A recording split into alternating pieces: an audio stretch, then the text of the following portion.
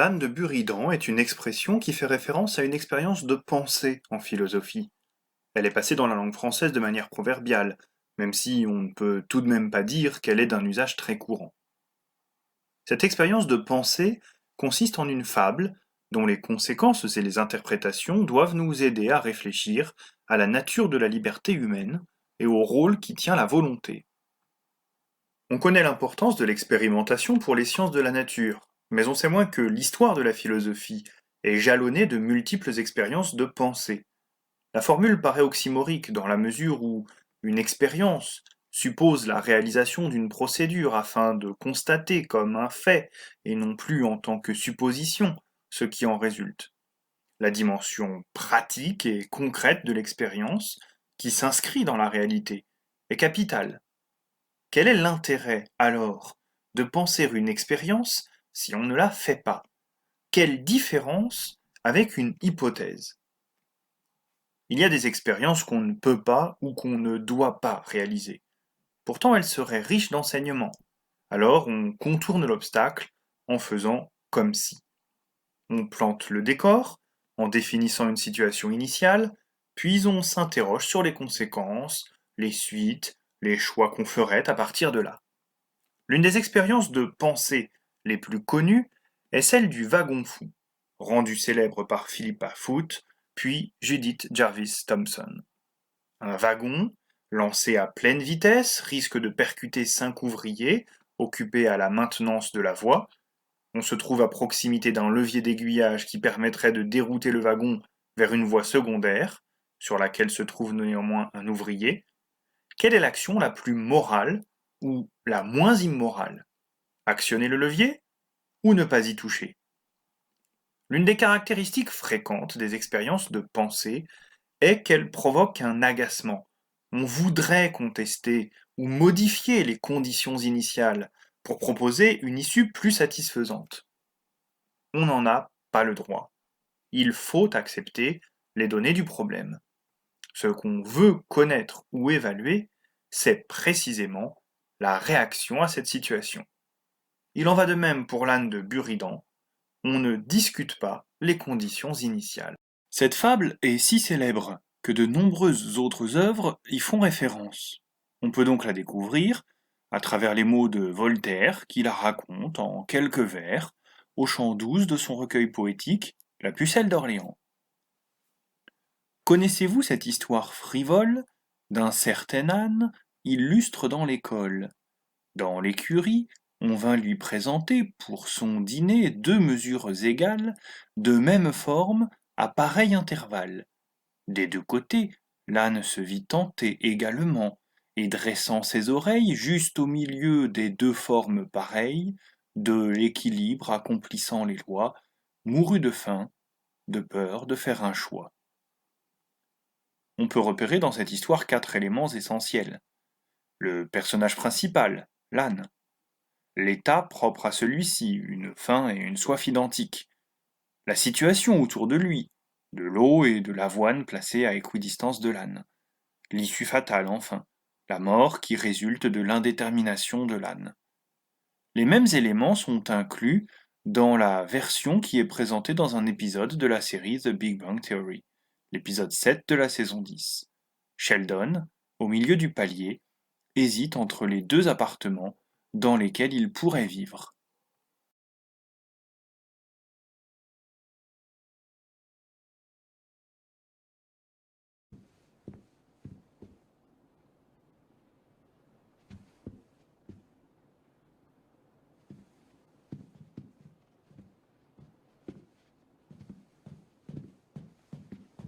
Salut, Bonjour.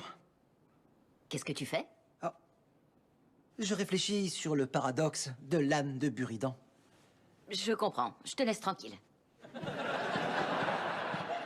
Mais tu as entendu parler de sa théorie? Bien sûr. Jean Buridan a élaboré une théorie philosophique selon laquelle un âne affamé qu'on placerait entre 2 bottes de foin à distance égale serait paralysé par l'indécision et il mourrait de faim.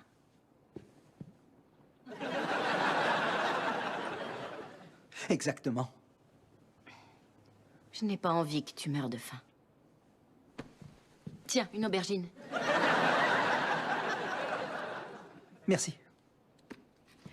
Tu sais, il y a des gens qui pensent que Buridan aurait plagié Aristote. Non, c'est vrai. Alors qu'Aristote, lui, il parle d'un homme aussi affamé qu'assoiffé qui serait partagé entre la nourriture et la boisson. Oh, je me demande s'il y a un rapport avec le philosophe perse du XIIe siècle, Al-Ghazali. Parce que lui, il raconte l'histoire d'un homme qui hésitait entre deux dates. T'es en train de dire qu'Al-Ghazali était aristotélicien? Je crois qu'il était anti-aristotélicien. Al-Ghazali était Avant d'interpréter ce qui anti-aristotélicien? arriva à cet âne, Oh bah ça il faut alors, nous, on prendrait notre signaler pégeant. un fait étrange à propos de cette expérience de pensée. La paternité en est attribuée à Jean Buridan, un philosophe du XIVe siècle, alors même que celui-ci n'en est pas l'auteur. Pourquoi donc cette fausse attribution? Nul ne peut sans doute l'expliquer parfaitement, mais on peut trouver quelques indices malgré tout. Buridan est surtout connu pour avoir écrit des commentaires des œuvres d'Aristote. Dans l'un de ses traités intitulé Du ciel, Aristote évoque une situation analogue, mettant en scène un homme qui, ne sachant s'il est davantage attiré par la nourriture ou par la boisson, se laisse mourir à mi-chemin de tout ce dont il avait besoin. Buridan aurait pour sa part choisi de faire référence à un chien et non à un âne pour rendre compte de ce texte. C'était par ailleurs une idée assez largement répandue, et il existe d'autres versions de cette fable. Dans l'une d'elles, attribuée au philosophe arabe du XIIe siècle Al-Ghazali, un homme est tenté par deux dates absolument identiques, et ce n'est pas en s'appuyant sur les détails qui composent la situation, mais bien en comptant sur son libre arbitre qu'il finit par trancher. Dans l'une de ses œuvres, Spinoza évoque la fable de cet âne et considère déjà que Buridan en est l'auteur. Il écrit en effet que la volonté désigne la puissance grâce à laquelle l'âme se détermine elle-même, quand rien à l'extérieur d'elle n'est vraiment déterminant. Et il l'illustre au moyen de notre fable, dans laquelle d'ailleurs l'âne est devenu une ânesse. Souvent, les personnes qui découvrent la fable de l'âne de Buridan ont un premier mouvement d'agacement. C'est n'importe quoi, dans la réalité jamais un âne ne mourrait de faim, alors qu'il a tout ce qu'il lui faut à sa portée. C'est vrai. Cela veut dire que l'intérêt de cette fable n'est pas là. S'il n'y avait que ça, elle ne se serait pas durablement inscrite dans notre culture. Appliquer un principe de charité. Ce n'est pas la fable qui est nulle, c'est moi qui n'ai pas encore trouvé le sens plus profond qu'elle recèle. Évidemment, dans la réalité, l'âne ne mourrait pas, car, dans la réalité, on n'obtiendra jamais une situation d'équilibre parfait. L'âne aura plus faim que soif, ou bien l'inverse. Dans son environnement, une différence, même infime, le poussera finalement d'un côté. Il y aura toujours un élément déclencheur, pour faire pencher la balance vers une action et non une autre. D'ailleurs, l'extrait de The Big Bang Theory le montre bien, en lui montrant qu'elle partage les mêmes références et les mêmes centres d'intérêt que lui, en lui faisant comprendre qu'elle est comme lui, à bien des égards. Amy met un terme à l'équilibre entre les deux appartements, et donne à Sheldon des raisons de préférer la suivre. Justement, ce à quoi nous invite la fable de l'âne, c'est à une réflexion sur cette idée d'élément déclencheur. Une action intentionnelle. On ne parle pas ici de choses telles que la respiration, le clignement des yeux ou l'éternuement. Une action intentionnelle a pour source la volonté de celui qui agit, la volonté de l'agent. Mais au nom de quoi la volonté opte-t-elle pour ceci plutôt que cela, pour le fait de boire ou pour le fait de manger? L'animal est un modèle commode pour celui qui suppose qu'il n'est pas libre, car on admettra alors que l'élément déclencheur de sa volonté, et partant de son action, ne se trouve pas en lui, mais lui vient de l'extérieur, de son environnement, de la nature, sous la forme de l'instinct notamment. Et si on neutralise tous les éléments déclencheurs possibles, que reste-t-il? L'inaction. L'être humain, en revanche, s'il est vrai qu'il est libre, doit pouvoir prendre l'initiative de l'action et disposer en lui-même, dans sa volonté, du pouvoir de déclencher la décision. Même lorsqu'il n'y a aucune raison d'aller par ici et non par là, de dire ceci et non cela, on peut forcer la décision par un simple effort de volonté. L'expérience de pensée de l'âne de Buridan nous amène à considérer la puissance spécifique de la volonté humaine. Cette puissance est présentée dans le cadre de l'exemple de l'âne comme une raison de croire en la supériorité de l'être humain sur l'animal. Ce dernier, totalement déterminé à agir par des facteurs qu'il ne contrôle pas, son instinct, son environnement, ne peut rien faire qui ne soit le résultat d'une impulsion qu'il subit. Même lorsque sa vie en dépend, il n'est pas capable de rompre avec ce conditionnement qui fait qu'en lui, l'action est toujours, nécessairement, une réaction. Il peut donc en venir à mourir de faim à proximité des moyens de subsistance qui lui auraient permis de survivre. L'être humain se tire de ce mauvais pas car sa volonté peut se déterminer elle-même. Bien sûr, elle peut être déterminée de l'extérieur, mais au besoin, quand les circonstances s'y prêtent, elle a la faculté de produire en elle-même l'élément déclencheur nécessaire à l'action. Décider laquelle des deux directions opposées on va prendre quand on est perdu et qu'on n'a aucune idée du chemin qui nous ramène chez nous. Trancher entre pile et face. Passer commande au restaurant pour ne pas que le serveur perde patience alors que deux desserts nous font envie. Toutes ces situations manifestent ce pouvoir d'autodétermination de la volonté dans lequel s'enracine notre liberté.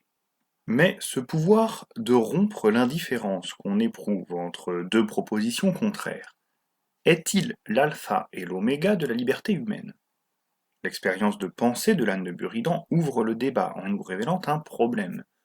Comme tout problème philosophique, celui-ci trouve sa source dans la confrontation de deux thèses incompatibles, mais l'une et l'autre vraisemblables. D'un côté, on serait tenté de regarder avec dédain cette liberté, car elle paraît bien médiocre. Est-ce là toute la grandeur de l'être humain? Pouvoir jouer à pile ou face? La belle affaire, cela ne nous emporte ni très loin, ni très haut. D'un autre côté, on comprend que la liberté n'est pas étrangère à cette indifférence de la volonté.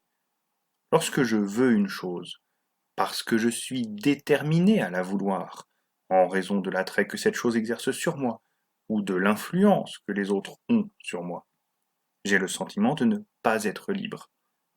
C'est comme un juge. Si son verdict provient de sa tendance à être davantage sensible à la situation de la victime qu'à celle de l'accusé, ou s'il est sous le charme de l'accusé, ce n'est pas librement qu'il se prononcera. En nous, le juge qu'on nomme libre arbitre est la volonté qui doit se prononcer en toute indépendance et impartialité. Comment se sortir de cette impasse? Tournons-nous un instant du côté de la philosophie de Descartes. Il résout le problème en affirmant que cette liberté d'indifférence est un aspect à part entière de la liberté, mais qu'il n'en constitue rien de plus que le plus bas degré. Il faut vraisemblablement donner ici au mot degré son sens étymologique. C'est le premier niveau d'une graduation, la première marche de l'échelle.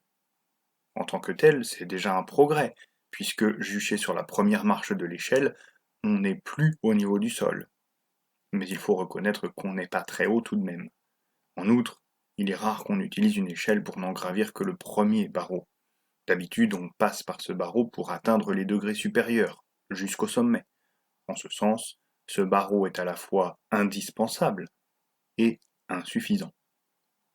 Par conséquent, si on respecte la métaphore employée par Descartes, la liberté d'indifférence que possède la volonté quand elle se détermine dans une totale indépendance est une première étape, nécessaire, mais dont on ne saurait se contenter, sur le chemin de la liberté. Encore faut-il identifier la ou les autres formes de liberté, celles qui occupent le ou les barreaux suivants. Descartes nous en parle dans un passage de la quatrième de ses méditations métaphysiques.